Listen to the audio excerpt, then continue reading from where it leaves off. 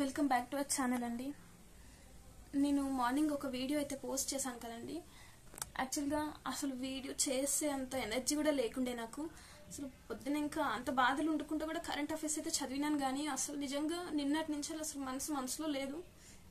అసలు ఏం చేస్తున్నానో అర్థం కావట్లేదు. నిన్న ఇదే టెన్షన్లోనే టీ గిన్నె కూడా పెట్టేశాను. మొత్తం మాడిపోయి మొత్తం ఇల్లంతా పొగలు మంటలు చాలా అంటే చాలా సీన్ అయిందనమాట. నిన్న అసలు మైండ్ అంతా బ్లాంక్. అసలు యాక్చువల్గా ఏం జరిగిందంటే, నాతో పాటు ఒక సిస్టర్ ఉంటారు. నేను ఎప్పుడు చెప్తా ఉంటాను కదండి, మన ఛానల్లో కాబోయే యూపీఎస్సీ ర్యాంకర్ ఒకరు ఉన్నారు అంటే చాలా మంది ఉన్నారు అనుకోండి, కానీ మెయిన్గా మాత్రం ఒక సిస్టర్ని నేను ఇద్దరం కలిసి చదువుతాం అనమాట. తను వేరే దగ్గర ఉంటుంది, నేను ఇక్కడ ఉండి చదువుతాను, తను వేరే దగ్గర. కాకపోతే యూజ్ టు స్టడీ అంటే ఇద్దరం కలిసి ఏ రోజు ఏం చదవాలి అని చెప్పేసి, అండ్ టెస్ట్ సిరీస్లు కూడా ఇద్దరం కలిసి తీసుకొని ఏ రోజు ఏ ఎగ్జామ్ రాసాము, ఏ ఎగ్జామ్లో ఎన్ని మార్క్స్ వచ్చాయి అని చెప్పేసి ఇద్దరం డిస్కస్ చేసుకునే వాళ్ళం. Last time first time group 1 అప్పుడు తను నాకు అంత పరిచయం లేకుండే అనమాట. సెకండ్ టైం రాసిన గ్రూప్ 1 అప్పుడు, మళ్ళీ యూపీఎస్సీ రాసినప్పుడు, నెక్స్ట్ గ్రూప్ 4 రాసినప్పుడు యూజ్ టు టాక్ అనమాట. మేము డిస్కస్ చేసుకొని చదువుకునే వాళ్ళం.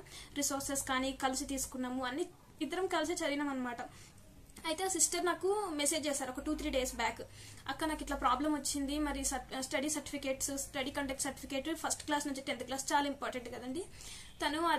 తను అట్లా ప్రాబ్లం అప్పుడు చెప్తున్నప్పుడు కూడా నాకు అసలు నిజంగా మైండ్కి ఎక్కలేదు. నాకు మైండ్ అబ్సెంట్ అయిపోయింది అనమాట తన ప్రాబ్లం చెప్తున్నప్పుడు. కాకపోతే తన ప్రాబ్లంలో ఉంది, నా కన్సోల్ కావాలి అని అనిపించింది. నేను చెప్పాను అనమాట, ఏం కాదురా భయపడకు, ప్రతి ప్రాబ్లంకి సొల్యూషన్ ఉంటుంది, అవసరమైతే అడుగుదాము, అవసరమైతే ఇట్లా దండం పెట్టాను అడుగుదాము, ఇట్లా మాకు జాబ్లు ఉన్నాయి. తనకి ఏంటిదంటే ఇప్పుడు ఖచ్చితంగా తనకి కెమిస్ట్రీ అనమాట తనది. సో తనకి 2-3 జాబ్స్ కెమిస్ట్రీ రిలేటెడ్ ఎగ్జామ్స్ రాసింది. అవి కూడా తనకు వచ్చేలానే ఉన్నాయి అనమాట. అంటే 1-2-3 ర్యాంక్స్లలో ఉండింది అనమాట. సో ఖచ్చితంగా తనకి ఈసారి ఆ జాబ్స్ వచ్చి, ఇంకా గ్రూప్ 1 గ్రూప్ 2 అయితే మల్టిపుల్ ఎగ్జామ్స్ అనమాట. అంటే మోర్ దాన్ 6 జాబ్స్ కొట్టిన తను అట్లా అయ్యేదనమాట. తనకు ఖచ్చితంగా పేపర్లో కూడా పడే ఛాన్స్ ఉంటుంది. అప్పుడే తన నేమ్ రివీల్ చేస్తాను. అయితే ఇంకా తను చెప్తున్నప్పుడు నిజంగా నాకు అర్థం కాలేదు. నిన్న తను మధ్యాహ్నం ఆ టైంలో నేను చదువుకుంటున్నాను, ఎకానమీ చూస్తున్నాను అనమాట. చూస్తున్నప్పుడు తను మెసేజ్ చేసింది, అక్క ఒకసారి మీ బోనఫైడ్ దాని మీద ఏదో సీరియల్ నెంబర్ ఉంటుందంట కదా, ఒకసారి నాకు అది స్క్రీన్ షాట్ పంపరా అని చెప్పి అనేసరికి, నేను అంతకు ముందే తనతో చెప్పాను, లేదురా ఇట్లా ప్రాబ్లం ఉంది అక్క అని. అంటే అవునా, ఇంకా నయం, నాకు అట్లాంటిది ఏం లేదు. నేను 1st క్లాస్ నుంచి 10th క్లాస్ వరకు డిఫరెంట్ స్కూల్స్లో చదివినా కూడా, అంటే 5th 6th మళ్ళీ వేరే ఊర్లో చదివినా, మా అమ్మమ్మ వాళ్ళ ఊర్లో చదివిన తర్వాత మిగతా 1st నుంచి 4th వరకు ఎన్ని స్కూల్ మారినా, అంటే మా అక్క మారేది, మా అక్కతో పాటు నన్ను మార్చేది అనమాట. మా నాన్న ఇంగ్లీష్ మీడియం చదివిన, ఫస్ట్లో ఇంగ్లీష్ మీడియంలో జాయిన్ చేశారు మా ఊర్లో, మహబూబాద్లో ఫాతిమా స్కూల్ అని పెద్ద స్కూల్ ఉండే, అందులో జాయిన్ చేసిన తర్వాత ఇట్లా ఒక్కొక్క స్కూలు ఒక్కొక్క క్లాస్ అన్నట్టుగా చదివినాం. 4 క్లాసెస్ అయినా, శిశు 1st, 2nd, 3rd, 4th ఈ 5 క్లాసెస్ కూడా నేను 5-6 స్కూల్లో చదివిన అనమాట. సగం చదివి మళ్ళీ ఇంకో స్కూల్లో సగం, ఇట్లా జరిగింది. అయినా అప్పుడు మా నాన్న మండల ఎడ్యుకేషన్ ఆఫీసర్గా పనిచేస్తుండే కాబట్టి అప్పుడు నాకేం ప్రాబ్లం కాలేదు. మొత్తం 10th క్లాస్ వరకు ఒకటి సర్టిఫికేట్ ఇచ్చారనమాట నాకు. ఒకటే స్కూల్లో చదివినట్టుగా మా స్కూల్లో ఏదైతే 8th, 9th, 10th చదివానో, 7th, 8th, 9th, 10th so అక్కడే ఇచ్చారనమాట నాకు. ఇంకా నాకు అదేం ప్రాబ్లం కాదురా అని తనతో చెప్పున్నా. అసలు అంత కాన్ఫిడెంట్గా చెప్పిన, నా దగ్గర ఉన్నాయన్న నమ్మకంతో. నిన్న తను బోనఫైడ్ అక్క ఒకసారి మీద పంపి అని నిజంగా తను అడిగి ఉండకపోతే నేను ఇంకా నా దగ్గర ఉన్నాయనే ఫీలింగ్లోనే ఉండేదాన్నేమో. అడిగేసరికి ఇంకా నాది ఫైల్ ఉంటుంది, ఇదే ఫైల్ అనమాట మొత్తం నాయి. నేను మీతో కూడా షేర్ చేశాను కదండి చాలాసార్లు. అంటే నా 10th క్లాస్ తర్వాత 10th క్లాస్లో నేను టాపర్, ఇంటర్లో టాపర్, బీటెక్లో టాపర్ అని ఇట్లా చెప్పినప్పుడు నేను నా సర్టిఫికేట్స్, నా స్కూల్ పాంప్లెంట్స్ అవన్నీ నేను మీతో చూపించాను కదండి ఒకసారి. సో అప్పుడు నాకు చూసినట్టు అనిపిస్తుందో లేదో కూడా గుర్తులేదు, కానీ నాకు ఇది మొత్తానికి గుర్తుంది, నా దగ్గర బోనఫైడ్ అవన్నీ ఉన్నాయి అన్నట్టు. ఇంకా అన్ని వెతికాను, కనబడలేదు. 10th కనబడలేదు, ఇంటర్ది కనబడలేదు, బీటెక్ది కూడా కనబడలేదు. బీటెక్ది నా దగ్గర ఒరిజినల్ లేదు, నా దగ్గర జిరాక్స్ ఉంది. 10th లేదు, ఇంటర్ది లేదు. అసలు రెండు లేకపోయేసరికి నిజంగా గుండె అయిపోయినంత పని అయింది. ఏంటి అసలు ఇవి లేకపోవడం ఏంటి, నేను ఎప్పుడు చూసినట్టు గుర్తే కదా అని చెప్పేసి చాలా అంటే చాలా ఏడ్చాను. ఇంకా మా హస్బెండ్కి ఫోన్ చేశాను, అప్పటికప్పుడు ఫోన్ చేసి మరి ఏంటి ఇది పరిస్థితి ఎట్లా అని చెప్పేసి, ఏంగా టెన్షన్ పడక దొరుకుతుందని అన్నారు. కానీ ఇక్కడ మేజర్ ప్రాబ్లం ఏంటిదంటే, నా స్కూల్ లేదు, ఇప్పుడు నేను చదివిన స్కూల్ లేదు, దాన్ని చేంజ్ చేశారు. అది ఇంగ్లీష్ మీడియంగా చేంజ్ చేశారు. అసలు అక్కడ స్కూలే లేదు ఇప్పుడు. అండ్ ఇంటర్ కాలేజ్ కూడా లేదు. నేను చదివిన కాలేజ్ 4 years బ్యాకే కాలేజ్ తీసేశారంట. ఒక్కళ్ళ దగ్గర అంటే ఒక్కళ్ళు కూడా తెలియదు ఇంటర్ కాలేజ్లో సర్స్ కాంటాక్ట్ నెంబర్స్ కూడా తెలియదు అన్నట్టు, ఎవరు ఎక్కడ ఏం చేస్తున్నారో తెలియదు. ఇప్పుడు ఈ రెండింటిని నేను ఎట్లా సంపాదించాలి? అండ్ ఒకవేళ సంపాదించినా కూడా ఇప్పుడు సరే ఎట్లనో అట్లా నేను చదివిన స్కూల్ చేంజ్ చేశారు కదా, అక్కడ సార్ దగ్గరికి వెళ్ళి బోనఫైడ్ కానీ స్టడీ కండక్ట్ సర్టిఫికేట్ తీసుకున్నా కూడా వాళ్ళు ఆ స్కూల్ మీద ఇస్తారు.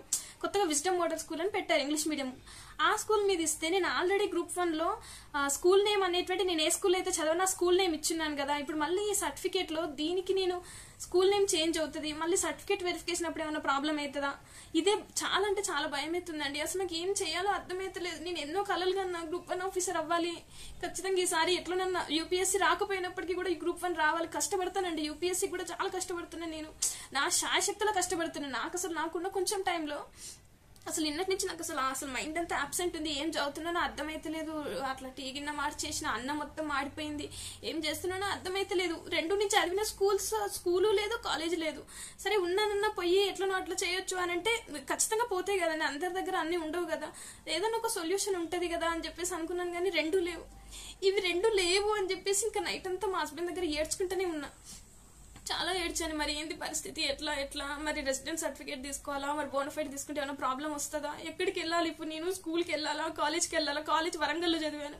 పిల్లల్ని వదిలేసి మా హస్బెండ్ కి సాటర్డే ఒక్కటే రోజు సెలవు ఉంటుంది, ఎట్లా తిరగాలి ఏంది, వీళ్ళకేమో ఎగ్జామ్స్ నడుస్తున్నాయి. సరే వీళ్ళు అంత పెద్ద ఎగ్జామ్స్ కాకపోయినా ఏంది అని చెప్పేసి నిజంగా అస్సలు ఏం అర్థమైతే లేదండి. మీకేమన్నా సొల్యూషన్స్ తెలుస్తే నాకు చెప్పండి. ఇంకా మార్నింగ్ కూడా మా హస్బెండ్ తోటి అదే మాట్లాడుతున్నాను.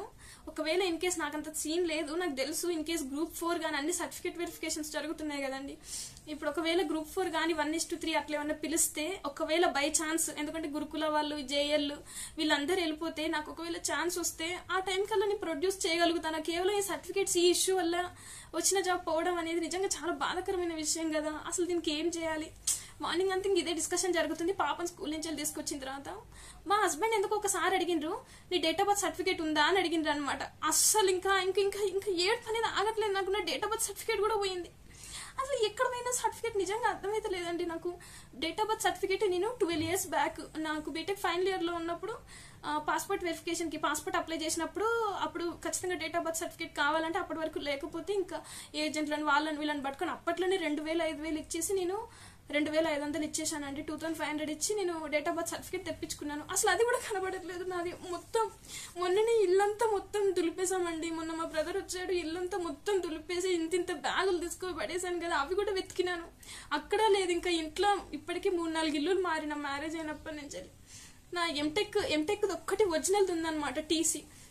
ఇంకా మిగతా ఏమీ లేవు, బోనఫైడ్ లేదు, ఏమీ లేదు. ఇప్పుడు 10th క్లాస్కి ఎక్కడికి పోయి తీసుకోవాలి, ఇంటర్కి ఎక్కడికి పోయి తీసుకోవాలి, ఇవి 2 కాలేజెస్ లేవు, కాలేజ్ లేదు, స్కూల్ లేదు. అసలు నేను ఏం చేయాలి నిజంగా? అసలు నేను ఇంత కష్టపడి చదివినా, ఇప్పుడు నేను చదివిన చదువు యూస్ లేదా, నేను ఎగ్జామ్స్కి అర్హురాలని కాదా?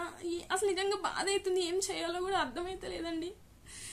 అసలు నిజంగా అసలు సర్టిఫికేట్లు పోవడం, నేను ఎంత జాగ్రత్తగా అంటే అంత జాగ్రత్తగా ఉంటాను. అలాంటిది నేను ఎట్లా ఇవన్నీ, అసలు డేట్ ఆఫ్ బర్త్ సర్టిఫికేట్ ఎట్లా పోయింది, ఈ బోనఫైడ్ ఇవన్నీ ఎట్లా పోయింది, నాకు అస్సలు అర్థమైతే లేదు. ఎంత జాగ్రత్త, ఇవన్నీ చాలా లామినేషన్ చేయించి మరీ పెట్టుకునేది నేను. అట్లాంటిది ఎట్లా పోయినా నిజంగా అర్థమైతే లేదండి నాకు. నేను ఏం మిస్టేక్ చేశాను, ఎక్కడన్నా వదిలేసి వచ్చానా, ఎంటెక్ చేసినప్పుడు ఏమన్నా కాలేజ్లో వదిలేసి వచ్చానా, అట్లా ఏం ఉండదు కదా, ఏంది అని చెప్పి నిజంగా అర్థమైతే లేదు. ఇన్ కేస్ నా ఈ సిచ్యువేషన్ కి సొల్యూషన్ ఉంది అని అనిపిస్తే మన ఛానల్లో ఉన్న ప్రతి ఒక్కరు దయచేసి చెప్పండి. చదివిన స్కూలు లేదు, చదివిన కాలేజ్ లేదు, ఇంటర్ కాలేజ్ లేదు, డేట్ ఆఫ్ బర్త్ సర్టిఫికేట్ అంటే ఇప్పుడు ఆల్రెడీ నేను తీసుకున్నాను కదా, దాన్ని మళ్ళీ తీసుకోవాలంటే ఏంటి ప్రొసీజర్, ఈ మూడింటికి నాకు ఏమైనా తెలిస్తే చెప్పండి. ఇన్ కేస్ వేరే ఎక్కడైనా పోయి తీసుకున్నా, వేరే ఇప్పుడు నేను ఏదైతే స్కూల్లో చదివినా ఆ స్కూల్కి సంబంధించిన యాజమాన్యం ఎవరన్నా ఉంటే వాళ్ళని అడిగి తీసుకుంటా, ఏమైనా ప్రాబ్లం అవుతుందా. అట్లనే ఇంటర్ కాలేజ్ కూడా లేదు. ఇప్పుడు దానికి నేనేం చేయాలి? తెలిసిన ఒక సార్ అయితే ఉన్నారు, ఆ సార్ యొక్క నెంబర్ ఫ్రెండ్ దగ్గర ఉంది. సార్ ని నెంబర్ కాల్ చేస్తాను. ఇన్ కేస్ ఆ నెంబర్ పనిచేసి కనుక కాల్ కలెక్ట్ అయితే ఆయన ఎట్లా ఇవ్వాలి, ఆయన ఇప్పుడు స్కూల్ రన్ చేస్తున్నారంట, కాలేజ్ పెట్టిన సార్ స్కూల్ రన్ చేస్తున్నారంట. ఇప్పుడు ఆయన నాకు ఈ సర్టిఫికేట్ ఎలా ఇస్తారు?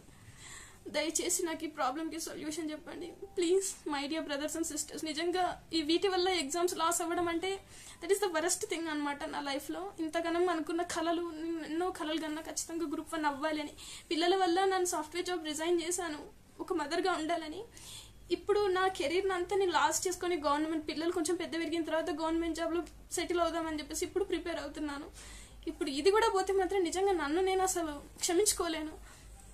ఈ ప్రతి ప్రాబ్లంకి సొల్యూషన్స్ అయితే ఉంటాయి కదండి. సో నా ఈ ప్రాబ్లంకి మీకు ఎవరికైనా సొల్యూషన్ తెలిస్తే ప్లీజ్ దయచేసి కామెంట్ సెక్షన్లో షేర్ చేయండి.